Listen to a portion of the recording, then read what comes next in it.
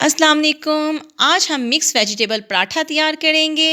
इसके लिए सबसे पहले हमें एक अदद बॉयल किया हुआ आलू चाहिए।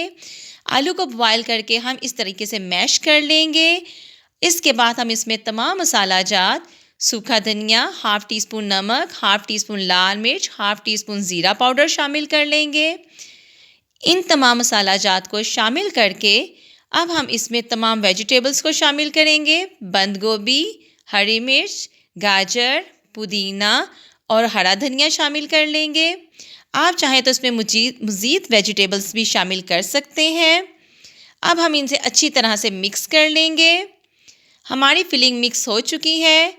अब हम घर में गूंदे हुए आटे के पेड़े बना लेंगे। जो हम घर में नॉर्मल गंदम का आटा गूंदते हैं उसका हम एक पेड़ा ले लेंगे और इस तरीके से हम पेड़े पर खुशका लगा लेंगे और साइडों से इसको इस तरह से आपने प्रेस कर लेना है। फिर बेलने की मदद से इसकी गोल रोटी बेल लेनी है इस तरह से।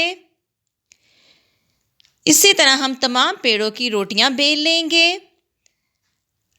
रोटी बेलने के बाद हम तैयार की हुई फिलिंग को रोटी के ऊपर अच्छी तरह से लगा देंगे कि फिलिंग मुकम्मल रोटी पर अच्छी तरह से लग जाए। इस तरह फिलिंग लगाने के बाद हम दूसरी बेली हुई रोटी को इसके ऊपर रख देंगे।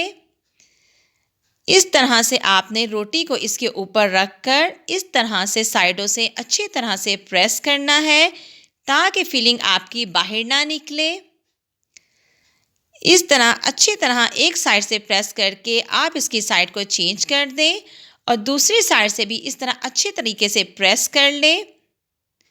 और साथ साथ जो हमारे चैनल्स पे नए हैं वो हमारे चैनल को सब्सक्राइब और हमारी वीडियो को लाइक कर दें। इस तरीके से हम रोटी को तवे पर डाल देंगे।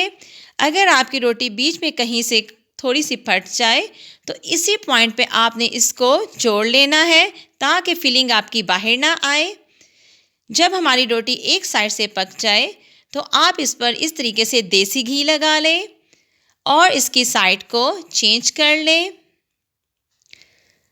इस तरीके से साइड चेंज करने के बाद आप रोटी को इस तरीके से घुमा लें ताकि तमाम घी रोटी पर अच्छी तरह से लग जाए।